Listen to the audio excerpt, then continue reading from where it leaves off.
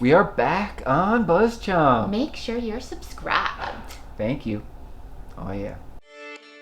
My first electric car. I've had a BMW i3 for a week or two now, and these are my first impressions of my very first electric car. Oh, maybe. See, you hear a lot of rumors and crap floating around about electric vehicles and how they drive super different and how you may or may not enjoy the experience.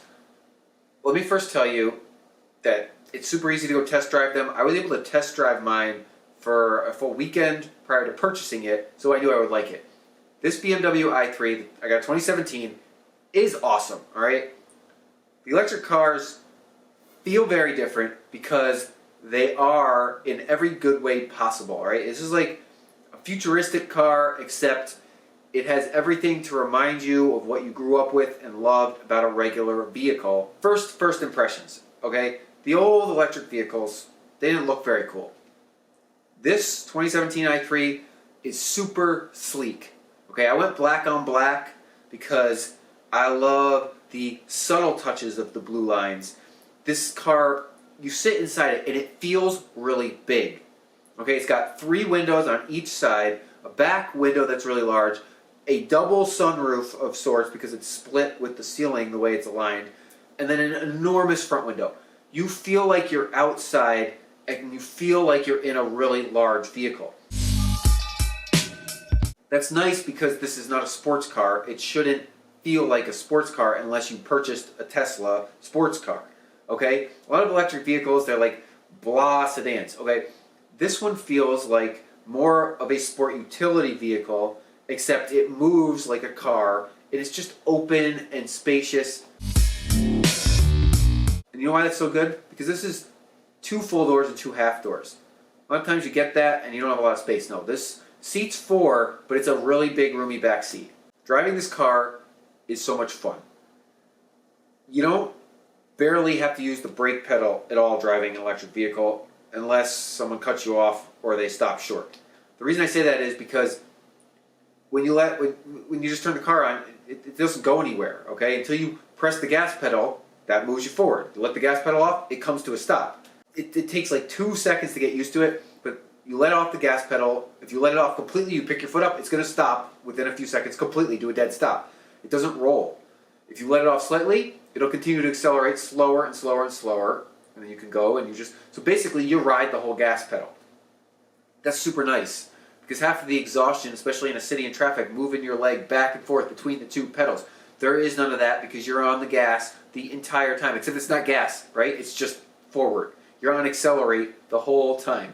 The right pedal, that's the one on the right.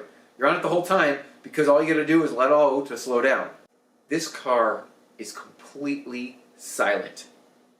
And some people say, oh, that's weird, it's scary. You know what? If you're a good driver and you're looking around you, then it doesn't matter that the car's not making any noise. For the person in the vehicle, this is a dream, okay? There's none of that crappy hum. There's no vroom crap. This is a silent vehicle that zips around like a ghost. And it's beautiful. The best thing I liked about my last car was that it had an auto start stop, so it would be quiet at stoplights and there's not just constant whir of random noise interfering with your music. This car is dead silent and it's beautiful because all you hear is the music and the person next to you if you're chit-chatting. The other great thing about this particular vehicle, the i3, is how much spacious room is in the interior and how they've aligned the cabin for the driver and main passenger. The middle armrest compartment behind where you navigate your computer and the satellite and navigation and all that, this is great, okay? It's completely open, but it's like a huge space. The USB is right there, but the Bluetooth connectivity and the possibilities here are so good, all right? It comes with nav standard now. You don't have to pay extra for all these little things. A lot of other BMWs, you got to nickel and dime every little option you want. This one, it's all built in. So you got nav standard, free satellite radio for a year standard, and the computer, the way it works is beautiful, okay? Basically, you just go click, play what's on my phone, and then it's going to play what's on your phone. My final first impression, which just made me fall in love with this car, is the heads-up display in front of you, in front of the steering wheel. You don't need an odometer because there's no revs of your engine. So it got rid of that, and it got rid of your speedometer, and it just gives you a number. You know how easy it is to know how fast you're going? You know how easy it is to maintain a speed? It's really easy when it's a number, and it tells you you're going 5, or you're going 15, or you're going 45. It's beautiful. This car has 3 Eco Pro modes, and they all list right in front of you, okay? I got the range extender, so if I want to go super fast, I can get a little gas action gotten in there, and also is a nice peace of mind. The range extender gives you peace of mind, but it's not going to run out of juice, because honestly, it constantly recharges itself, and it shows you how many miles you have left, except these are literal drive miles, but they don't go down literal. I went 15 miles and only used up 6 miles of my battery. You can choose Comfort or Eco Pro or Eco Pro Plus. So the Eco Pro mode caps you at 75 miles an hour. In the city, you rarely ever need to go that fast. Faster than that. That's a perfect cap speed. You can still use all the climate controls. If you want to go faster, hit it to Comfort, and that zing zips around in Comfort mode.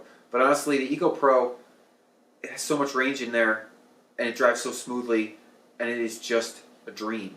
Comment below with your electric vehicle experiences. Have you driven the i3? The 2017 model added all these little extra features over the previous versions, and I'll get into sometime soon.